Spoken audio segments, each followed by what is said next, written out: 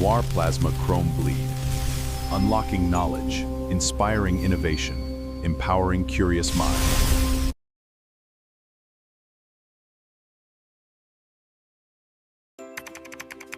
This website makes learning so easy. I found all my resources here.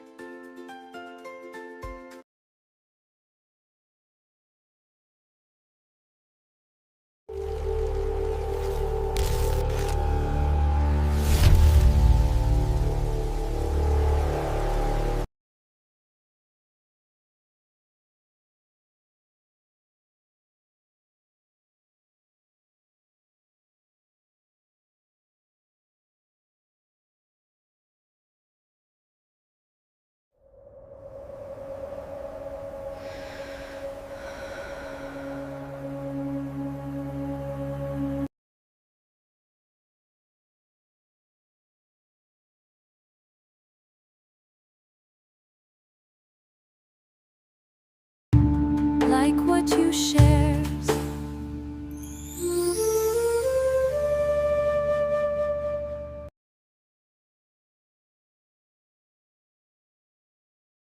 India is pushing for self-sufficiency in pulse production.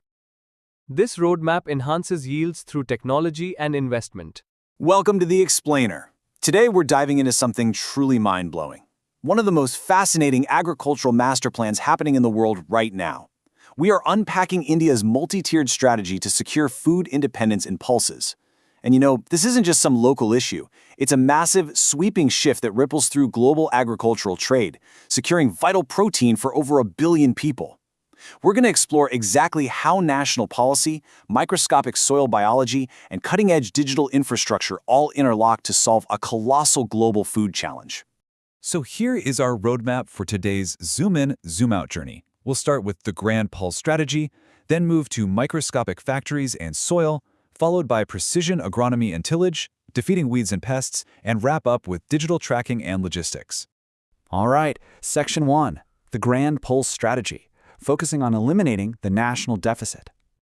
Okay, to really get the science here, we first have to grasp the macroeconomic reality. Pulses provide up to 25% of India's dietary protein, yet, historically, the country actually has to import them to cover a 15 to 20% national supply deficit.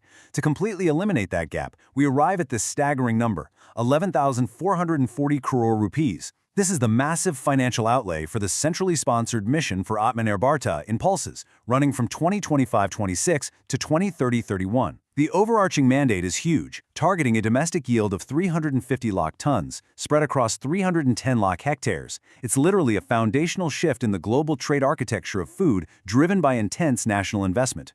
Now, to actually hit those targets, you quite simply need more land. The strategy involves expanding cultivation by a total of 35 lakh hectares. While a large chunk of that, about 24.5 lakh hectares, will be in traditional pulse belts, a really crucial 10.5 lakh hectares will activate non-traditional regions, primarily rice fallow systems. But here's the thing, expanding land just isn't enough if farmers have to bear all the risk. So this expansion couples with PM ASHA's 100% procurement guarantee at a minimum support price for key crops like pigeon pea, black gram, and lentil. This brilliantly mitigates market volatility, and to handle all that volume, the mission is even subsidizing 1,000 post-harvest dal mills.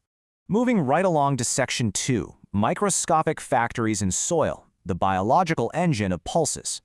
Let's zoom all the way in now, straight from massive national policies down to the exact environment where these plants thrive. The biological engine of pulses requires very, very specific pedoclimatic conditions. We're talking an ambient temperature of 20 to 35 degrees Celsius, 400 to 700 millimeters of moisture, and a well-drained loamy soil with a balanced pH between 6.0 and 7.5. And you might be wondering, why is that well-drained soil so absolutely critical? Well, it's because of biological nitrogen fixation, or BNF. This is essentially a microscopic fertilizer factory living right on the plant's roots. Pulses establish this amazing symbiotic relationship with rhizobium bacteria, pulling inert nitrogen gas right out of the air and transforming it into bioavailable ammonium. It drastically reduces the need for synthetic nitrogen fertilizers, but there is a catch. Pulses are highly vulnerable to root hypoxia from waterlogging.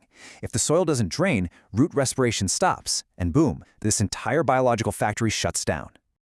So how does this actually work? It follows an exact, almost choreographed biochemical pathway. First, the plant roots exude flavonoids to signal the bacteria, triggering them to form an infection thread. Second, an enzyme called nitrogenase literally breaks the triple bond of atmospheric nitrogen. Third, and I find this absolutely fascinating, nitrogenase is easily destroyed by oxygen. So to protect it, the plant synthesizes legumoglobin, an iron-bearing protein that acts as a climate control system, regulating oxygen so the enzyme can work safely. Finally, because this whole factory takes about 20 to 25 days to fully incubate, the young seedling requires a small starter dose of nitrogen and phosphorus just to survive those early weeks.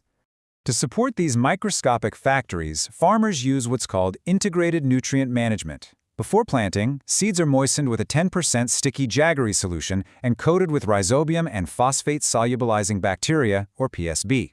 The PSB exudes organic acids to unlock bound soil phosphorus. Farmers also apply single superphosphate, which is ideal because it naturally supplies sulfur and calcium too. And to top the whole thing off, a foliar spray of salicylic acid at the flowering stage acts as a growth regulator. It modulates stomatal closure to reduce water loss, keeping those root nodules functioning under stress. Amazingly, this simple, targeted spray can boost overall seed production by over 20%. Section 3. Precision Agriculture and Tillage. It's all about maximizing field efficiency. Let's pull back up to the field level. In primary production hubs like Madhya Pradesh, matching high-yielding cultivars with precise machinery and planting geometry is absolutely essential. In fact, physiological seed architecture completely dictates agronomic practice. Let's look at the daisy chickpea, specifically the RBG 202 variety. It's planted deep at 8 to 10 centimeters. Why? To position the seed in the deep soil strata that still holds moisture from the preceding monsoon, insulating the seedling from early season heat desiccation. But contrast that with lentils. They must be planted shallow at just 3 to 4 centimeters. Their seeds are smaller with weaker hypocotyl elongation force, meaning if you plant them as deep as chickpeas, they literally just don't have the strength to push through the soil to emerge.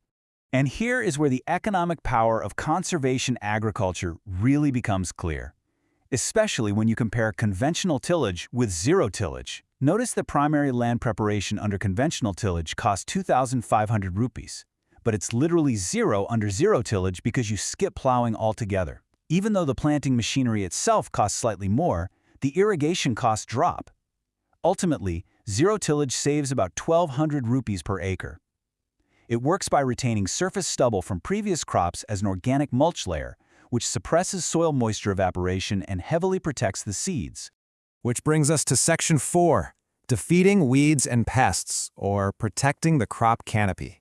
Now, leaving all that surface stubble in zero tillage is fantastic for moisture, for sure, but it completely alters weed emergence dynamics. The biological battles happening in these fields are intense, with surface germinating weeds and the devastating gram pod borer acting as the main antagonists. To manage weeds without plowing, farmers follow a highly precise chemical intervention protocol. First, a pre-planting knockdown spray burns off existing green weeds. Second, and crucially, they apply pendimethalin, but they use a specific capsule suspension, or CS formulation. Standard chemicals just get stuck on the surface stubble, but the microencapsulated CS formulation washes right past the residue into the loamy soil, creating a subterranean barrier to stop weed germination. Finally, a selective post-emergence application of toppermazone is used. It inhibits a specific plant enzyme, inducing bleaching in target broadleaf weeds and achieving an incredible 80% weed control efficiency without harming the chickpeas at all. But it's not just about chemicals. Farmers also use specialized spatial geometry and companion cropping to fight these battles. Intercropping actually uses nature to actively fight nature. In a chickpea and mustard system, planted in a 4-to-1 row ratio, the mustard roots naturally exude glucosinolates into the soil. This is a form of allelopathy that literally suppresses weed seeds from growing. The yellow mustard flowers also act as a physical trap crop, luring the pod borer moth far away from the chickpeas. For lentils, which have a very low canopy, mustard would just shade them out. So instead, they're paired with linseed in a 6-to-1 ratio, because linseed's upright, tall growth prevents shading out the vulnerable crop below. It's a brilliant system. When it comes to integrated pest and disease management, the stakes are incredibly high. A single gram pod borer larva can eat 30 to 40 pods, so the defense strategy is multi-tiered. It starts physically. Farmers install bird perches to attract insect-eating birds and pheromone traps to monitor moth flights. Then come biologicals like neem extract or a targeted virus called HAN-PV. Now here's a really amazing piece of agricultural trivia for you. Hand PV must be applied in the late afternoon. Why? Because UV light from the sun quickly degrades the active viral particles. If pests still cross the economic threshold, targeted chemicals are deployed. For soil-borne diseases like Fusarium wilt, the defense relies on planting resistant varieties like RVG202 and treating the seeds with beneficial trichoderma fungi before planting. And finally, Section 5. Digital tracking and logistics, the matrix of supply. So, we've seen the biological warfare happening in the dirt. Now let's zoom way out to the massive digital logistics systems powering these state extension networks. The physical distribution of inputs across regions like Madhya Pradesh is entirely digitized. To accelerate the adoption of high-yielding varieties, the government distributes subsidized certified seed mini-kits, and the operational workflow is remarkably precise. A farmer logs into the agricultural portal using their national Aadhaar ID and land records. The system uses algorithms that apply priority scoring to favor marginalized and female farmers. A rural agricultural extension officer then verifies the landholding authenticity. Once cleared, an automated SMS token is sent directly to the farmer's mobile phone, which they simply present at a depot to redeem their seed kit. But the real kicker here is how they guarantee the quality of those seeds. To prevent fake seeds from disrupting this massive national effort, the entire supply chain is integrated into the Sathi portal. Sathi tracks the seed from the initial breeder facilities all the way down to a QR-coded tag on the final certified seed bag. A farmer can simply scan that QR code with their mobile phone and instantly verify the seed's purity, its exact germination percentage, and its origin before they ever put a single seed into the soil. So just think about what we've covered today. You have incredibly specific biological engineering happening underground, where bacteria act as microscopic fertilizer factories. You have precision agronomy above ground, saving water and trapping pests. And you have macro-level policy and massive digital portals ensuring farmers have a guaranteed market and perfectly verifiable seeds. It leaves us with this final profound question to consider.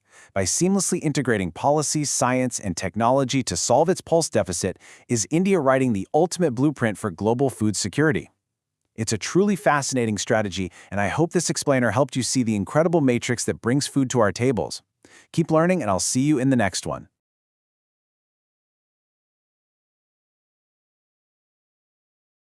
Like what you shares.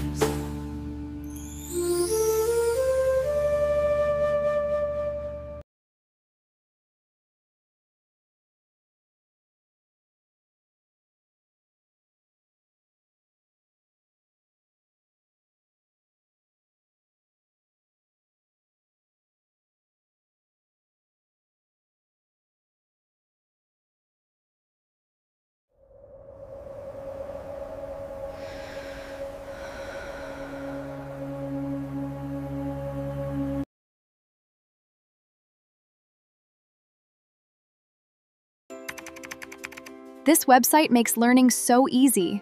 I found all my resources here.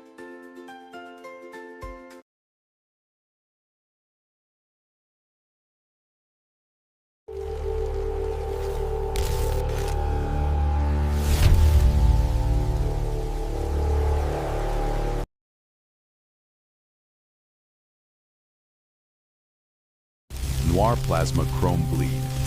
Unlocking knowledge, inspiring innovation, empowering curious minds.